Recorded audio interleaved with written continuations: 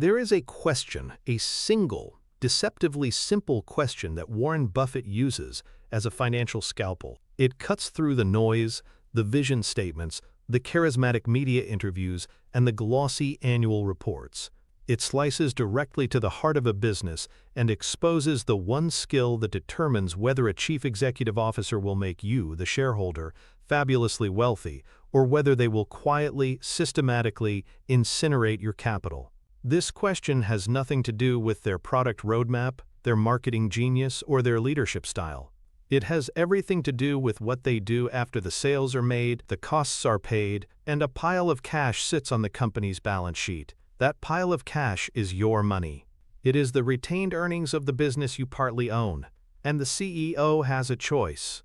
Their entire job, the ultimate measure of their worth, boils down to how they answer a single profound question with their actions.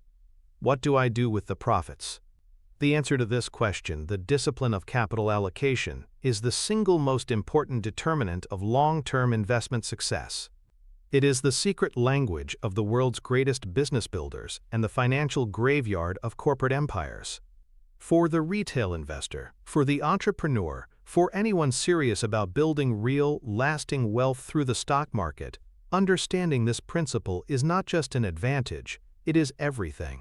It is the key that transforms you from a speculator betting on stock tickers to a true business partner, investing alongside the world's most elite executive decision-makers, whose primary mission is to compound your wealth. This is the final promise of intelligent investing, learning to ignore the siren song of the visionary CEO, and instead focusing with ruthless clarity on the one question that truly reveals if they will make you rich. The journey into this way of thinking, this owner's mindset, begins not in a boardroom in Silicon Valley, but in the less glamorous, brutally pragmatic world of local television stations in the 1960s. It begins with a man named Tom Murphy. To Warren Buffett, Tom Murphy is more than just a successful CEO.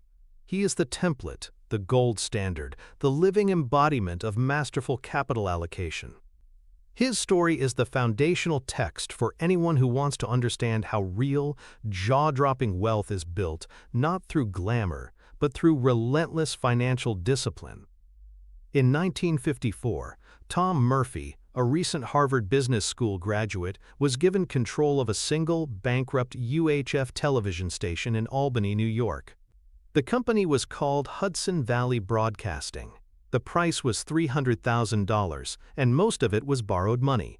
From this single precarious asset, Murphy, alongside his partner Dan Burke, would forge an empire known as Capital Cities Communications. Over the next 4 decades, they would deliver a staggering 20.4% compounded annual return to their shareholders, a record that utterly humiliated the general market and most of their media peers. How did they do it? They didn't invent a revolutionary new technology. They didn't ride a single explosive consumer trend. They did it by treating every dollar of profit as if it were a sacred seed, to be planted only in the most fertile ground. Murphy's genius was his profound understanding that his primary job was not to run a television station. It was to invest the cash that the television station generated. He was a capital allocator first and a media executive second. In the early days, this meant an almost comical level of frugality. Stories from capital cities are legendary. Executives flew coach. They shared hotel rooms. There were no corporate jets, no lavish headquarters. Every single dollar saved was another dollar that Murphy could deploy. This wasn't just about being cheap. It was about maximizing the capital available for investment. As the profits from the Albany station began to flow, Murphy faced the 5 fundamental choices that every CEO faces. He could reinvest it in the existing station, he could pay it out as a dividend, he could pay down debt, he could buy back his own stock, or he could acquire another business. Murphy's first major move set the pattern for decades to come. He found other television and radio stations, often in overlooked markets, that were being run inefficiently. He would study their financials with a forensic intensity. He didn't care about the prestige of owning a station in New York or Los Angeles. He cared about one thing, the price. He was willing to pay a fair price for a good business, but he demanded a wonderful price for a fair business. He operated with a simple but powerful mental model. He would calculate the after-tax cash flow the new station could generate, and he would only buy it if the purchase price gave him a high return on that investment, typically well into the double digits. He refused to get drawn into bidding wars. If the price went too high, he would simply walk away, content to wait for the next opportunity. This discipline was inhuman. While his competitors were caught up in ego, chasing trophy assets in major markets, Murphy was quietly buying undervalued cash-generating machines in places like Providence, Rhodestan, and Buffalo, New York. He would acquire a station, install his lean, decentralized management system, slash unnecessary costs, and use the gushing new stream of cash to fund the next acquisition. It was a flywheel of intelligent reinvestment. The culmination of this strategy, the deal that cemented his legend, came in 1985.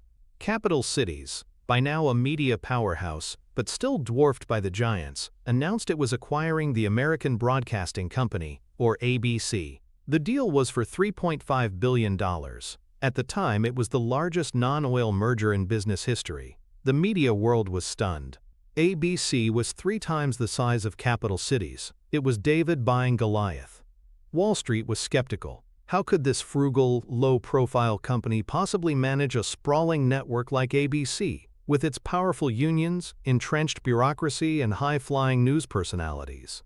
But Buffett, who helped finance the deal by committing a significant chunk of Berkshire Hathaway's capital, knew exactly what was happening.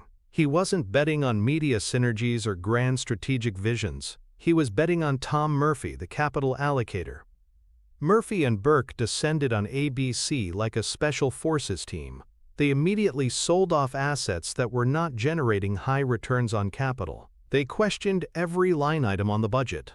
The legendary ABC corporate dining rooms where executives enjoyed lavish, subsidized meals were shut down. The fleet of limousines was curtailed. The changes were jarring to the old guard at ABC, but the financial logic was undeniable. Murphy wasn't being a tyrant, he was being a fiduciary. He was liberating trapped capital. He understood that every dollar wasted on an unnecessary corporate perk was a dollar that could not be used to buy back undervalued stock, pay down debt, or make a shrewd acquisition. The results were spectacular. Under Murphy's stewardship, the combined company's profits soared, and the stock price followed. He had taken a large, bureaucratic, and inefficient organization and infused it with the disciplined, owner-oriented mindset of a small, hungry startup. He proved that the principles of capital allocation scaled. They worked for a tiny station in Albany, and they worked for one of the 3 major television networks in America. For Warren Buffett, the lesson was clear and profound. The person running the company is the most important variable. And the most important skill of that person is their ability to intelligently deploy capital. Finding a Tom Murphy is like finding a portfolio manager for your money who is not only a genius but who will also work for free, taking his compensation only from the growth of the business you own together.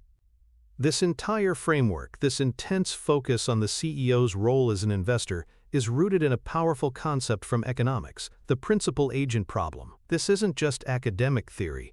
It is the fundamental conflict that exists at the heart of every publicly traded company. The principals are the owners, the shareholders, that's you. The agent is the person you hire to run the company on your behalf, the CEO. In a perfect world, the agent would always act in the absolute best interest of the principal. But the world is not perfect. The principal, the shareholder, wants one primary thing: the highest possible long-term return on their invested capital.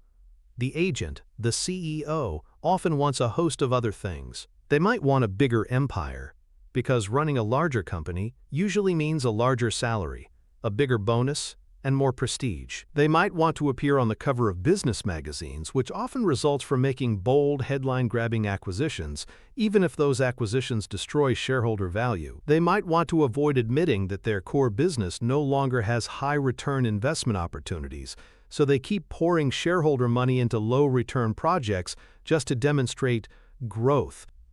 These misaligned incentives create what are known as, quote, agency costs. This is the value that is lost when a CEO prioritizes their own interests over the interests of the owners. Warren Buffett's entire investment philosophy can be seen as a sophisticated system for minimizing these agency costs. His focus on capital allocation is the ultimate solution to the principal agent problem. By judging a CEO not on their charisma or their vision, but on their track record of deploying shareholder capital, you are directly measuring their allegiance to you, the owner. A CEO who consistently generates high returns on retained earnings is a faithful agent. A CEO who squanders cash on overpriced acquisitions or foolish vanity projects is an unfaithful agent, effectively stealing from the principals. This leads us to a powerful mental model that every retail investor should adopt: the CEO as my chief investment officer. To implement this, you must fundamentally shift your perspective. Stop thinking of yourself as a stock picker. Start thinking of yourself as a business owner who is hiring a money manager. Your investment isn't the stock ticker, it's the underlying business. The CEO is the person you have entrusted to manage and grow the value of that business. Once you make this mental shift, your entire analysis changes. You can create a blueprint for evaluation. Step 1 is to completely ignore the narrative.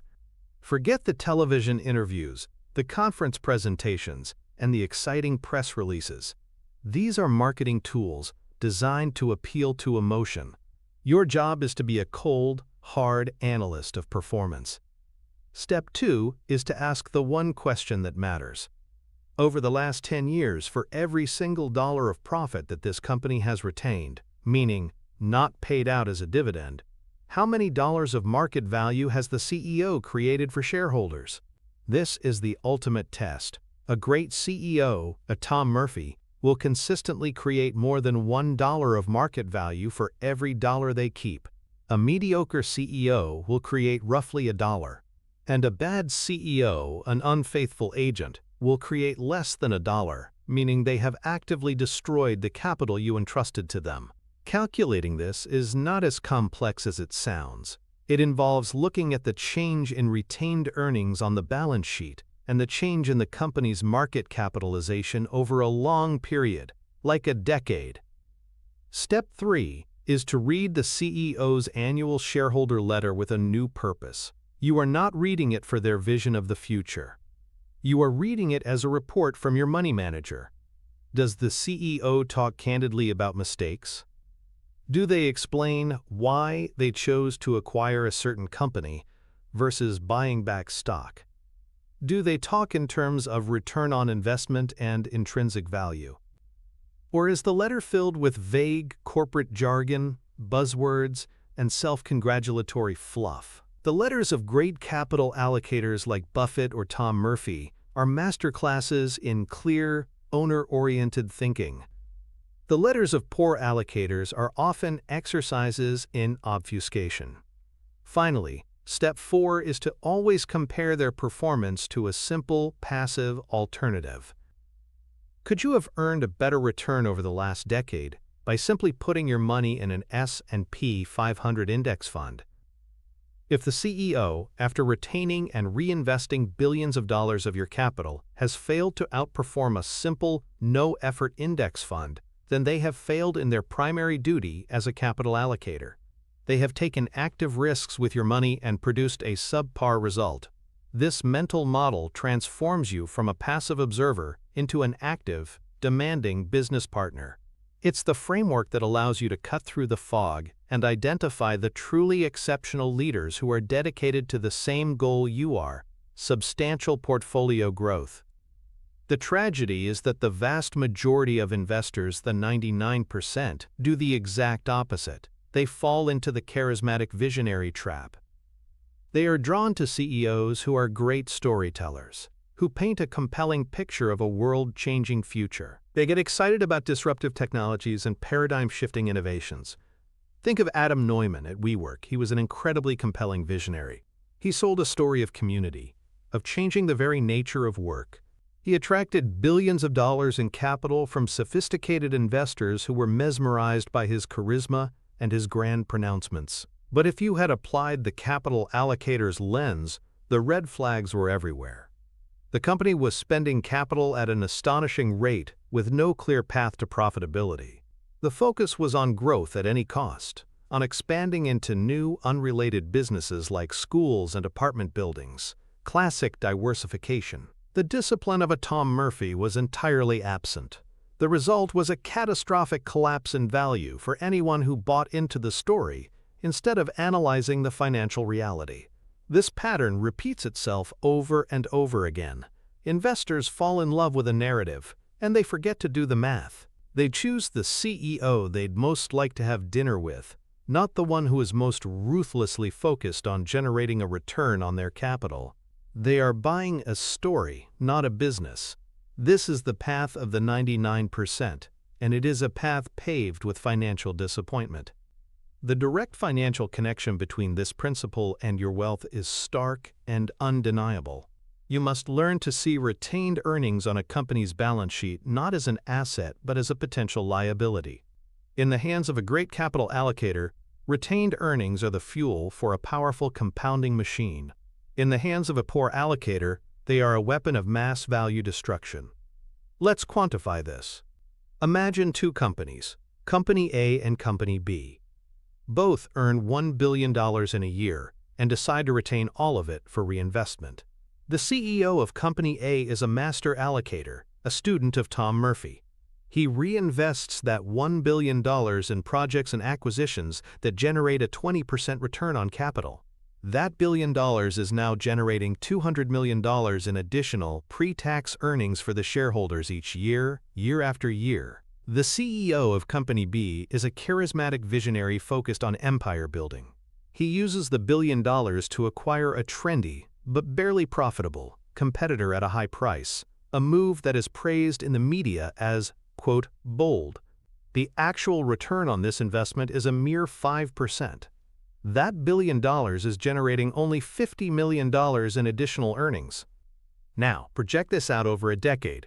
Company A becomes a juggernaut. Its earnings base explodes, and its stock price follows, creating massive wealth for its owners. Company B stagnates. It gets bigger, but not more profitable on a per-share basis. It has used the shareholders' capital to achieve a return that the shareholders could have easily beaten themselves by just buying a government bond. The CEO has effectively taken $1 of shareholder money and turned it into 50 cents of value.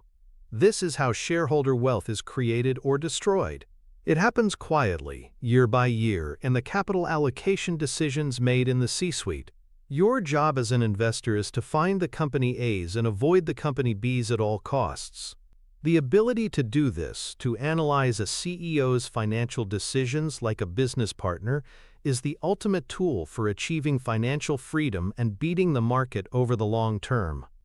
Once you adopt this owner's mindset, the next step is to understand the specific tools a CEO has at their disposal. The job of capital allocation is not an abstract concept. It comes down to a concrete set of choices. Every CEO with $1 of profit in their hand stands at a crossroads with 5 distinct paths. These are the 5 forks in the road of corporate finance. First, they can reinvest that dollar back into the core operations of the business. This could mean building a new factory, funding research and development for a new product, or expanding the sales force. Second, they can use the dollar to acquire another business.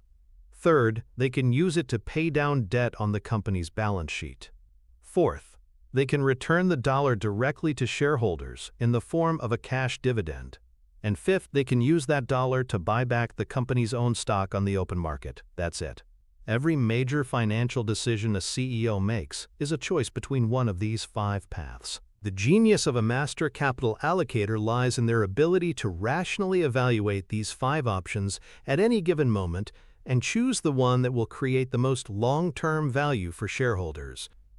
A perfect illustration of a leader grappling with these 5 choices in the real world is the story of Katharine Graham at the Washington Post Company. It's a tale that Warren Buffett was intimately involved in, not just as an investor, but as a board member and a mentor. After taking the company public in 1971, Kay Graham found herself in an unfamiliar but enviable position. The Washington Post newspaper was a local monopoly, a virtual license to print money. It generated a torrent of cash, far more than was needed to maintain its operations. Suddenly, Graham, who had been thrust into leadership after her husband's death, had a massive capital allocation problem. What should she do with this fire hose of profit? Her initial instincts, like those of many CEOs, were to expand. The company made a series of acquisitions, including the purchase of a paper mill. From a strategic perspective, it seemed to make sense. It was a form of vertical integration, but from a capital allocation perspective, it was a disaster. The paper mill was a capital-intensive, low-return business. It soaked up huge amounts of cash and generated pitiful profits. Buffett, who joined the board in 1974, saw this immediately. It was a classic case of what he would later call diversification, expanding into a business that you don't understand and that has worse economics than your core operation. With Buffett's guidance, Graham's approach began to evolve. They started to think like Tom Murphy. The board began to rigorously analyze the 5 paths. Reinvesting in the core newspaper business was the first option. They did some of this, upgrading printing presses, but they quickly realized that the newspaper was already so dominant that there were limited high-return opportunities for reinvestment. Pouring more money into it would be like watering a plant that was already flooded. The second path was acquisitions. After the paper mill fiasco, they became far more disciplined. Instead of buying tangentially related businesses, they focused on acquiring other media properties with fantastic economics, like television stations, which, like the newspaper, were high-margin, low-capital businesses. This was a far more intelligent use of capital. The third path was paying down debt. The Post had some debt, but it was manageable, and given the low interest rates at the time, using the cash to pay it down would generate a relatively low return for shareholders. This left paths 4 and 5, dividends and share buybacks. The company began paying a modest dividend, returning some of the cash directly to its owners. But the truly revolutionary decision came when they looked at the 5th path. In the mid-1970s, the stock market was in a deep funk. The Washington Post stock, along with many others, was trading at a ludicrously cheap price. The entire company had a market capitalization of around $80 million. Buffett did a quick calculation and realized that you could have sold off the company's assets, like its television stations, for several $100 million. The stock was trading for less than a fifth of its intrinsic value. At this point, the capital allocation decision became blindingly obvious. The single best investment on planet Earth for the Washington Post Company was its own stock.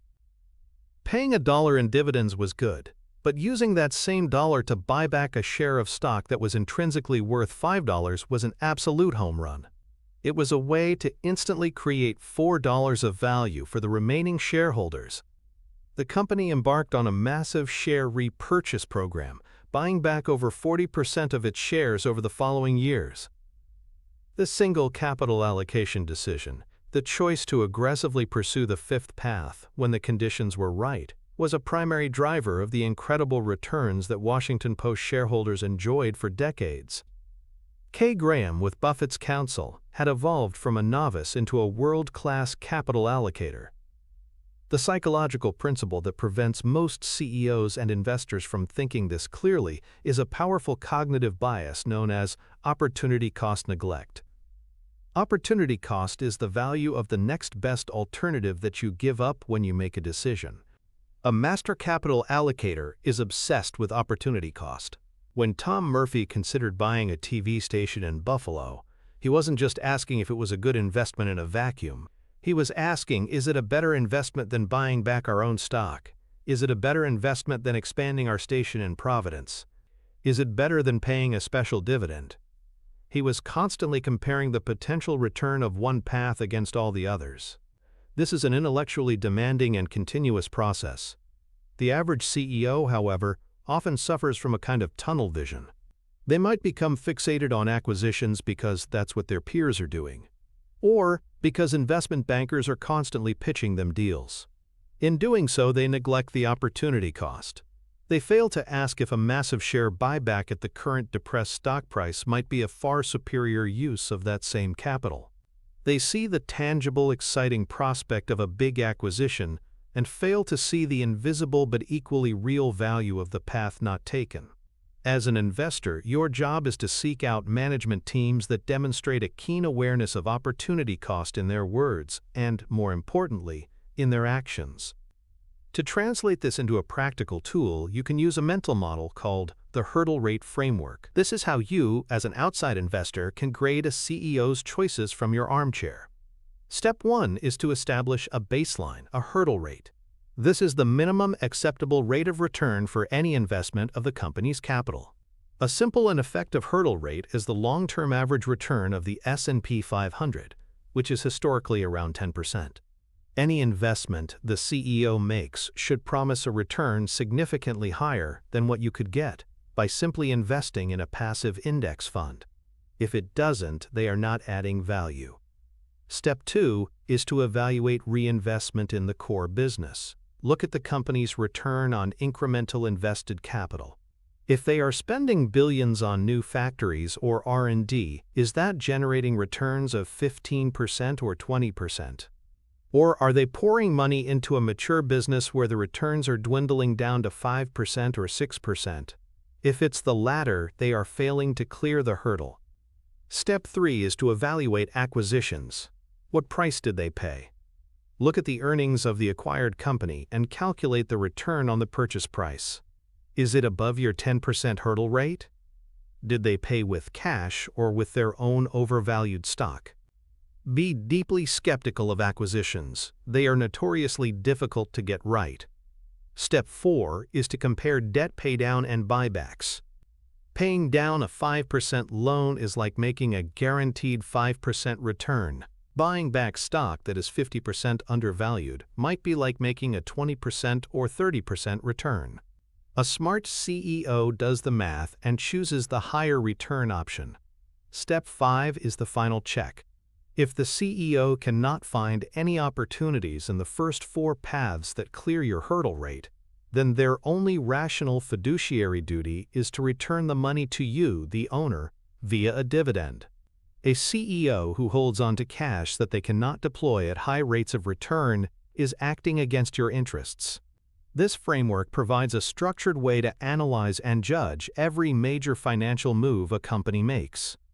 The antithesis of this disciplined approach is the action bias CEO. This is the leader who is psychologically incapable of doing nothing.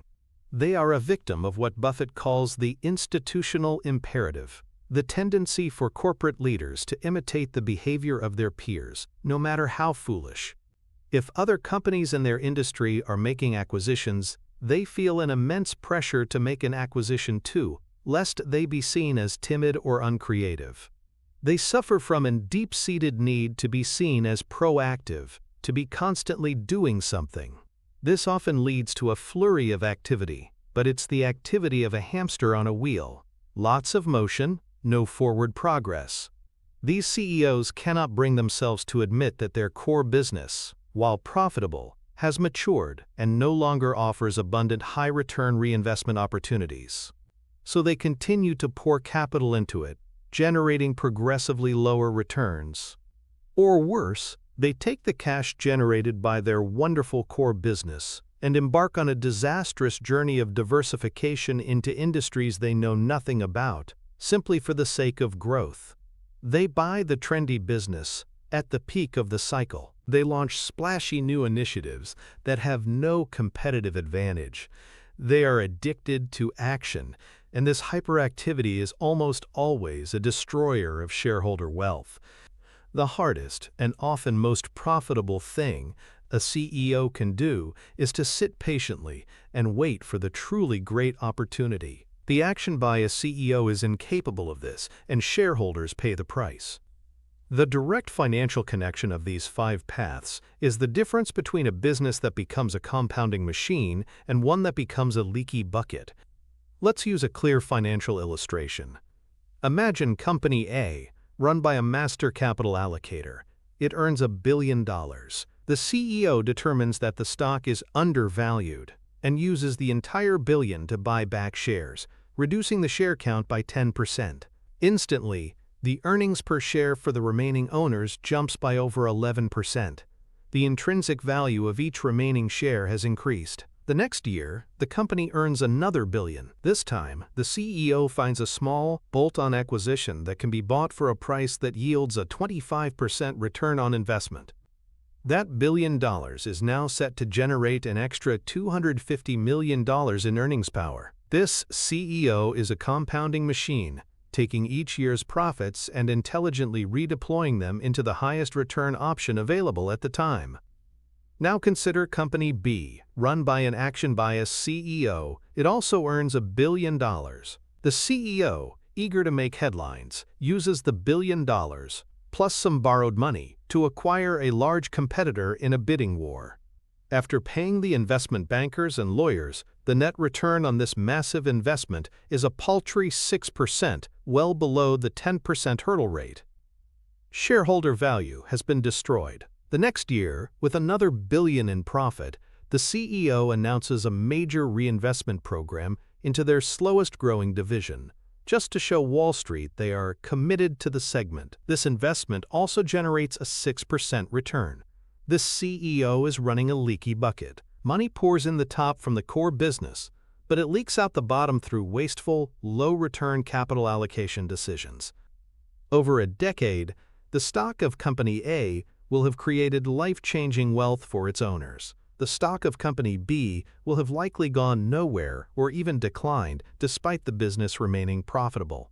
The difference is not in the business operations. It is in the wisdom and discipline of the capital allocation. This is the central secret to long-term investing. Of all the 5 paths a CEO can take, none is more seductive, more fraught with peril, and more revealing of a CEO's character than the decision to acquire another company. Acquisitions are where ego, ambition, and the institutional imperative collide, often with devastating consequences for shareholders. This is the acquisition trap, and it is responsible for more value destruction than perhaps any other single act in corporate America. Even the master himself, Warren Buffett, is not immune. His single greatest investment mistake, by his own admission, was an acquisition. And studying this failure provides one of the most powerful lessons in the entire Buffett curriculum. The story is that of Dexter Shoe. In 1993, Berkshire Hathaway acquired Dexter Shoe Company for $433 million. Based in Maine, Dexter was a well-known brand of American-made shoes with a long history of profitability. On the surface, it looked like a classic Buffett investment. A durable, understandable business with a good track record. But there were 2 catastrophic errors in this decision. The first was the price. While Dexter had been profitable, Buffett would later admit that he had failed to recognize the swift and brutal erosion of its competitive advantage from cheaper foreign manufacturing. He paid for a business with what he thought was a durable moat, but that moat was already drying up. Within a few years, Dexter's profitability collapsed, and the business was essentially worthless. But the second error was the one that magnified the disaster exponentially. It was how Buffett paid for the company. Instead of using cash, he used Berkshire Hathaway stock. At the time, he paid for Dexter Shoe with 203 shares of Berkshire A stock. In 1993, this was worth $433 million. Buffett has repeatedly stated that his job is to increase the per-share intrinsic value of Berkshire Hathaway. When he uses Berkshire stock to buy something, the hurdle is immense. The acquisition must be projected to generate at least as much value as the shares he is giving up. In the case of Dexter, he gave away a piece of his masterpiece, a slice of ownership in a collection of wonderful businesses like See's Candies and the Buffalo News, in exchange for a business whose fundamentals were about to fall off a cliff. As the years went by, the value of that Berkshire stock he had traded away soared into the billions. In his 2007 shareholder letter, Buffett calculated that this single mistake had, by that point, cost his shareholders $3.5 billion. He wrote, with his typical candor, "I gave away 1.6% of a wonderful business to buy a worthless business." It was a lesson in humility written in billions of lost dollars. The Dexter shoe fiasco serves as a permanent reminder, even for Buffett, of the dangers of the acquisition trap. It shows how even the greatest investor can misjudge a company's future, and more importantly, it highlights the cardinal sin of paying for an acquisition with an undervalued currency, in this case, his own company's stock. The psychological forces that lead so many otherwise intelligent CEOs into these disastrous deals are powerful and deeply ingrained. The first is the winner's curse. In any auction or bidding war, the winner is often the person or company that most overestimates the value of the asset being sold. The very act of winning implies that you are willing to pay more than anyone else, which should be a moment for sober reflection, not celebration. Yet, in the world of corporate takeovers, winning a bidding war is often framed as a major victory. The CEO is hailed as bold and aggressive. Investment bankers, who get paid enormous fees for closing deals, cheer them on. This creates a powerful incentive to overpay. The second cognitive bias at play is the overconfidence bias. Many CEOs possess a healthy dose of self-confidence. It's often a prerequisite for the job, but this can morph into a dangerous hubris when it comes to acquisitions. A CEO might look at a struggling company and think, "Their management is terrible, but I'm a genius. I can fix it." They believe their superior management skills will unlock hidden value, causing them to downplay the very real problems of the target company and justify paying a massive premium. They fall in love with the deal, with the story they can tell, and they lose all sense of financial discipline. To protect yourself from CEOs caught in this trap, you need an analytical blueprint. We can call it the three-filter acquisition test. When you hear a company you own has announced a major acquisition, you should immediately run it through these three filters. Filter 1 is the strategic fit test. You must ask, does this acquisition genuinely strengthen the company's existing competitive advantage, or is it just diversification? Is the company buying a direct competitor to gain scale and pricing power? That can be smart. Are they buying a supplier to control their supply chain? That can also be smart. But are they a soft drink company buying a movie studio? Or a technology company buying a chain of retail stores? These moves into unrelated fields are incredibly risky and often signal that the CEO has run out of good ideas in their core business. Be deeply suspicious of acquisitions that don't have a clear, compelling strategic logic. Filter 2 is the financial test.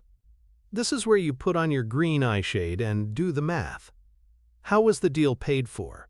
If the CEO used cash, that's generally a good sign. If they used their own company's stock, you must ask if their stock was trading at a high valuation. If so, they are wisely using an expensive currency. If their stock was cheap, like Buffett's was when he bought Dexter, they are committing a cardinal sin. Next, what is the expected return on the investment? Take the earnings of the company being acquired and divide it by the total purchase price. This gives you a rough earnings yield. Is this number attractive? Is it higher than your hurdle rate? Finally, look at the impact on the company's financials. Is the deal accretive to earnings per share? Does it improve or dilute the company's return on equity? A good acquisition should make financial sense on a standalone basis without relying on fuzzy, speculative synergies that often fail to materialize. Filter 3 is the integration test. Acquiring a company is one thing. Successfully integrating it is another thing entirely. It involves merging different cultures, combining IT systems, and making tough decisions about layoffs. It is brutally difficult. So you must ask, does this CEO have a proven track record of successful integrations? Look at their past acquisitions. What happened to them? Were they integrated smoothly, and did they contribute to the bottom line? Or were they quietly written off a few years later? A serial acquirer who has a history of fumbling the integration process is a massive red flag. They are good at buying companies, but terrible at running them. By applying these three filters, you can move beyond the headlines and make an informed judgment about whether an acquisition is likely to create or destroy the value of your investment. The path of the 99% is to do the opposite. Most investors hear about a big merger and get excited. They see it as a sign of action, of growth, of a dynamic CEO. They are swept up in the narrative crafted by the investment bankers and the company's PR department. They fall for the allure of the serial acquirer. This is the CEO archetype who is addicted to deal-making. They are constantly on the hunt for the next big acquisition. The financial press loves them. They are seen as empire builders, as corporate titans. But very often, they are what Peter Lynch called diversifiers. The most infamous example in modern corporate history is the merger of AOL and Time Warner in 2000. At the peak of the dot-com bubble, AOL, the high-flying internet company, acquired Time Warner, the old media giant. It was hailed as a visionary deal that would define the future of media and the internet. The CEOs involved were celebrated as geniuses, but anyone applying the three-filter test would have seen the flashing red lights. The strategic fit was questionable, based on a vague notion of synergy. The financial test was an immediate failure. AOL paid for the deal with its own grotesquely overvalued stock. And the integration test was a catastrophe waiting to happen, attempting to merge two radically different corporate cultures. The result was arguably the worst deal in business history. The combined company lost staggering amounts of money, and just a few years later, it recorded a goodwill impairment charge of nearly $100 billion, an accounting admission that they had massively overpaid. The deal destroyed hundreds of billions of dollars in shareholder value and serves as the ultimate cautionary tale of what happens when ego and ambition trump financial discipline in the M&A arena. This brings us to the direct financial connection, the concept of goodwill. When you look at the balance sheet of a company that is run by a serial acquirer, you will often see a huge number next to the line item goodwill. What is this? Goodwill is an accounting term for the premium that an acquiring company pays over the fair market value of the target's tangible assets. In simple terms, if a company has $1 billion in factories and cash, and another company pays $3 billion to acquire it, $2 billion of that purchase price is recorded as goodwill on the acquirer's balance sheet. This goodwill is essentially the ghost of acquisitions past. It represents billions of dollars of shareholder money that was spent on things you can't see or touch, brand names, customer lists, and often just the ego of the acquiring CEO. A large and growing goodwill account is a potential warning sign. It tells you that the company's growth has been fueled by acquisitions rather than organic expansion. Your job as an analyst is to track this goodwill account over time. If a company has to take large impairment charges or write-downs against its goodwill, as AOL Time Warner did, that is a direct public admission from the management that their past acquisitions have failed. They are telling you in the language of accounting, "We overpaid, we destroyed your capital." Monitoring a company's goodwill is a powerful tool in your business analysis toolkit. It is the unvarnished scorecard of a CEO's M&A track record. If acquisitions are the most spectacular way to destroy capital, the fifth path, share buybacks, is perhaps the most misunderstood. A share buyback or share repurchase is a transaction where a company uses its cash to buy its own shares on the open market, thereby reducing the number of shares outstanding. To many, this seems like financial engineering, a trick to artificially boost earnings per share. And sometimes it is. But when used intelligently, a share buyback can be the single most effective way for a CEO to create enormous value for shareholders. The key, as with all capital allocation, is price. The story of the ultimate master of the share buyback is not Warren Buffett, but a lesser-known but equally brilliant capital allocator named Dr. Henry Singleton. Henry Singleton was the founder and CEO of a conglomerate called Teledyne. From its founding in 1960, Singleton grew Teledyne at a blistering pace, largely through hundreds of acquisitions. He was a classic serial acquirer. But what made Singleton a genius was his ability to completely pivot his capital allocation strategy when circumstances changed. In the late 1960s, conglomerate stocks were the darlings of Wall Street, and Teledyne stock traded at a very high valuation. Singleton astutely used his expensive stock as a currency to buy other companies. But by the early 1970s, the market had turned. The conglomerate boom was over, and investors shunned these complex companies. Teledyne's stock price crashed, along with the rest of the market. It was trading for a tiny fraction of what Singleton believed the company's collection of businesses was intrinsically worth. At this moment, Henry Singleton looked at the 5 paths for his capital. He saw no attractive acquisitions. His businesses were generating plenty of cash. He looked at the stock market and concluded, with profound clarity, that the most undervalued, most attractive asset he could possibly buy was his own company. So he did something radical. Between 1972 and 1984, Singleton executed 8 separate tender offers, using the company's cash flow to buy back enormous blocks of Teledyne stock. While other CEOs were panicking and selling, Singleton was aggressively buying. In total, he bought back over 90% of his company's outstanding shares. Think about what this means. If you were a shareholder who owned 1% of Teledyne in 1972 and you simply held on, by 1984 you owned over 10% of the company without investing a single additional dollar. Your slice of the ownership pie had grown tenfold. The results of this audacious capital allocation strategy were simply staggering. A dollar invested with Henry Singleton in 1966 was worth over $180 by 1991, representing a compound annual return that dwarfed even Warren Buffett's over the same period. Singleton proved that when a company's stock is trading at a significant discount to its intrinsic value, a share buyback isn't just one good option, it is the only, no-doption. It is a tool of breathtaking power for creating shareholder wealth. The psychological biases that prevent most CEOs from acting with Singleton's rational brilliance are anchoring and herd behavior.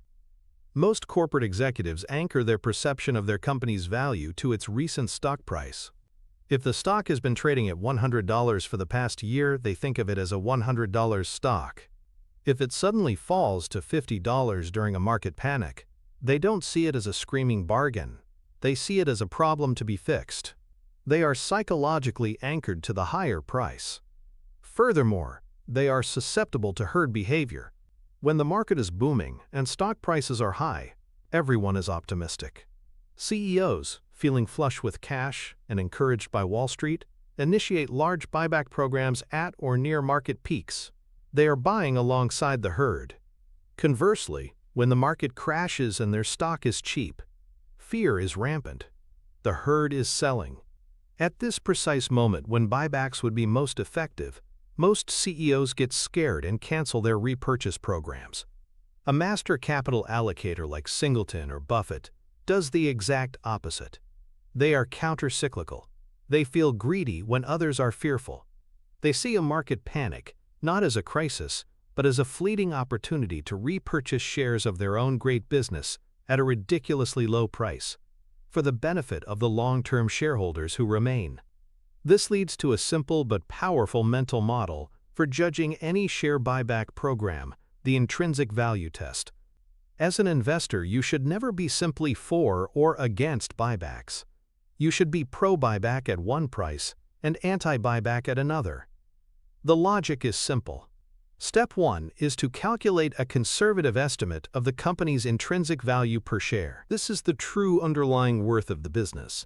There are many ways to do this, using metrics like discounted cash flow or by looking at the company's normalized earnings power. You don't need to be precise. A reasonable range is all that's required.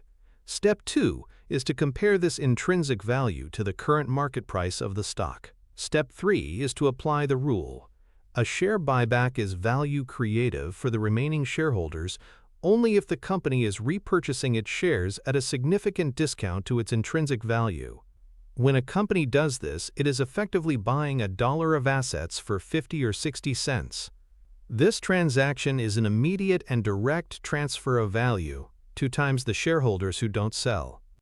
Step 4 is the flip side. A buyback is value destructive if it is executed at a price at or above the company's intrinsic value. In this case, the company is paying $1 for $1's worth of assets, or even worse, $1 for 80 cents worth of assets. This action either creates no value or actively harms the remaining shareholders. It is a misuse of corporate cash. A final check is to see how the buyback is being funded. Is it being paid for out of the company's abundant free cash flow? That's the sign of a healthy, disciplined program. Or is the company taking on large amounts of debt to fund the buyback? This can be a dangerous game, weakening the balance sheet simply to goose the stock price in the short term. By applying this simple test, you can instantly distinguish between a CEO who is using buybacks to create genuine long-term wealth, like Henry Singleton, and one who is just playing financial games. The path of the 99% is to see all buybacks as the same, and to fall for the cynical motivation behind many of them, which is propping up the stock price. Many modern buyback programs are not designed with long-term shareholder value in mind. Instead, they are a tool used by management to hit quarterly earnings per share, EPS targets. Because a buyback reduces the number of shares outstanding, it automatically increases EPS, even if the company's total net income is flat. Why do CEOs care so much about hitting EPS targets? Because their annual bonuses are often directly tied to it. This creates a perverse incentive. A CEO might take on billions in debt to buy back stock at an all-time high. This is a terrible capital allocation decision from an owner's perspective. It weakens the company and involves overpaying for their own shares. But from the CEO's perspective, it might be perfectly rational if it helps them hit their EPS target and collect a multi-million-dollar bonus. This is the principal-agent problem in its most naked form. The agent, CEO, is enriching themselves at the direct expense of the principal shareholder. Millions of retail investors see a company announce a big buyback and they cheer, thinking it's a sign of confidence. They don't stop to ask the crucial question, at what price? They fail to see that many of these programs are just a way to manipulate short-term metrics and trigger executive bonuses, often at the peak of the market cycle, destroying shareholder capital in the process. The direct financial connection here can be understood by thinking of the company as a pie. A buyback is a transaction between the company and some of its owners. Let's say a company has 10 million shares outstanding and an intrinsic value of $100 million, making each share worth $10. The company then uses its cash to buy back 1 million shares. The critical question is the price it pays. In scenario A, the stock is trading at a discount, say $7 per share. The company spends $7 million to buy back 1 million shares. Now, there are only 9 million shares outstanding, but the remaining intrinsic value of the company is $93 million. $100 million minus the $7 million in cash spent. The new intrinsic value per share is $93 million divided by 9 million shares, which is $10.33. By buying back undervalued shares, the CEO has magically increased the intrinsic value for every single remaining shareholder. The slice of the pie for each owner has grown. Now, consider scenario B. The stock is trading at a premium, say $12 per share. The company spends $12 million to buy back 1 million shares. Now there are 9 million shares outstanding, and the remaining intrinsic value is $88 million, $100 million minus the $12 million spent. The new intrinsic value per share is now only $9.78. The CEO has actually destroyed value. The slice of the pie for each remaining owner has shrunk.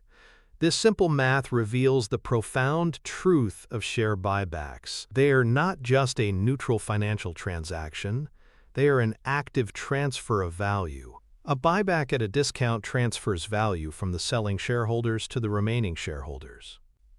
A buyback at a premium transfers value from the remaining shareholders to the selling shareholders. Understanding this distinction is absolutely essential for any serious long-term investor engaged in wealth management. We have now established the owner's mindset and deconstructed the 5 primary tools of capital allocation. We've explored the traps of acquisitions and the illusions of buybacks. The final piece of the puzzle is the most practical. How do we, as outside investors with limited information, actually find these master capital allocators? How do we read the scorecard of their performance? The answer lies not in listening to their conference calls or reading analyst reports, but in going directly to the source, the company's public financial filings. The numbers do not lie. And the most illuminating case study for how to report these numbers with clarity and honesty is Warren Buffett himself, in the annual letters of Berkshire Hathaway. For decades, Buffett has used his shareholder letters not as a marketing document, but as a tool to educate his partners, the shareholders. He treats them as intelligent business owners and speaks to them with radical candor. He doesn't just celebrate his successes, he dissects his failures, like the Dexter shoe acquisition, in painstaking detail. Most importantly, he provides a clear and consistent scorecard for his own performance as a capital allocator. He recognized early on that traditional accounting metrics, like reported earnings per share, could be misleading for a complex holding company like Berkshire. So he created his own preferred metric.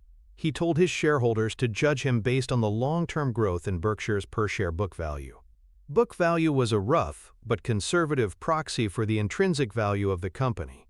In every annual report, he includes a table right on the first page that shows the annual percentage change in Berkshire's per-share book value versus the annual percentage change in the S&P 500 index, including dividends.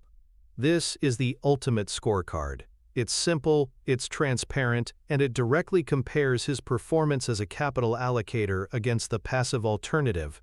He is saying to his shareholders, "Here is the result of my reinvesting your capital. You can judge for yourself if I have added value."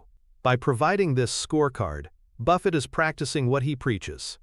He is giving his owners the exact tool they need to hold him accountable.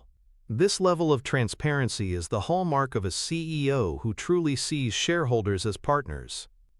The psychological bias that prevents most investors from performing this kind of analysis is the narrative fallacy. Coined by Nassim Nicholas Taleb, this fallacy describes our innate human tendency to prefer compelling stories over dry, statistical data. We are wired to respond to narratives. A CEO who can tell a good story about the future, about innovation, about changing the world, will always have an easier time attracting investors than a CEO who simply presents a boring but excellent track record of capital allocation. When the typical investor receives an annual report, it's a thick, intimidating document. The first few pages are filled with glossy photos, smiling employees, and a letter from the CEO that paints a rosy picture of the company's prospects. This is the narrative. The back of the report contains the financial statements, the balance sheet, the income statement, and the statement of cash flows. This is the data. The narrative fallacy causes most investors to read the story at the front and completely ignore the numbers at the back. A superior investor learns to fight this urge. They understand that the narrative is marketing, but the numbers are truth. They skip the glossy photos and go straight to the financial statements, because that is where the real story of the CEO's performance is told. This brings us to the ultimate blueprint for grading a CEO's capital allocation skill from the outside, the capital allocator's audit. This is a step-by-step process that any retail investor can perform with just a bit of effort. Step 1. Gather the company's last 10 annual reports. You can find these for free on the company's investor relations website. Step 2. Go to the statement of retained earnings, or calculate it yourself from the income statement and balance sheet, and find the total amount of earnings the company has retained over that 10-year period. This is simply the sum of all the net income minus the sum of all the dividends paid. This number represents the total amount of shareholder capital that the CEO has been responsible for redeploying over the last decade. Step 3. Calculate the increase in the company's market capitalization over that same 10-year period. You can find historical market cap data on many financial websites. Be sure to add back in the total dividends paid over the period to get a true measure of total shareholder return. Step 4 is the magic formula, the Buffett ratio. Divide the total increase in market value plus dividends by the total amount of retained earnings. The result is the single most important number for judging a CEO. It tells you, for every dollar of your money that the CEO kept, how many dollars of market value did they create for you? If the number is $1.50, it means that for every dollar retained, the CEO created $1.50 in value. This is the sign of a phenomenal capital allocator. If the number is $1, it means they created $1 of value for every dollar retained, a mediocre but acceptable performance. If the number is 80 cents, it means they have actively destroyed 20 cents of your capital for every dollar they kept. This is the mark of a failed capital allocator, regardless of how charismatic they are or how exciting their company's products seem.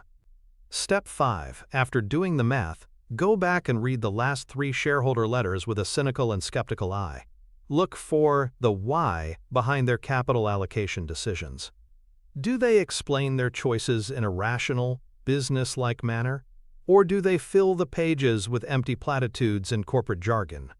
This combination of quantitative analysis and qualitative judgment is the key to finding the next Tom Murphy or Henry Singleton.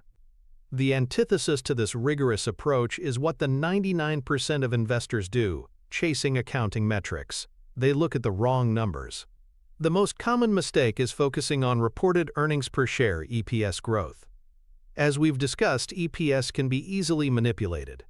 A CEO can use debt to buy back shares at an overvalued price, which will increase EPS in the short term but weaken the company and destroy value in the long term. Similarly, investors might get excited about revenue growth without considering the cost of that growth. A company might be growing its sales by 20% a year, but if it has to spend enormous amounts of capital on new factories and marketing to achieve that growth, and the return on that capital is low, then the growth is actually unprofitable. It's like a runner who is sprinting faster and faster, but is also getting closer and closer to a heart attack. A CEO can easily make the accounting numbers look good for a few years, while the underlying economic reality of the business is deteriorating. The expert investor learns to look past the surface-level accounting metrics and focus on the true drivers of economic value, the return on invested capital and the cash flow generation of the business. This is why the direct financial connection, the ultimate source of truth in this entire analysis, is the statement of cash flows. While the income statement can be subject to accounting assumptions and manipulations, the cash flow statement is much harder to fake. Cash is either in the bank or it isn't. This statement is the fountain of truth for a capital allocation audit. It is broken down into 3 sections: cash from operations, cash from investing, and cash from financing. For our purposes, the cash from investing section is pure gold. This section is the direct, unvarnished record of the CEO's major capital allocation decisions.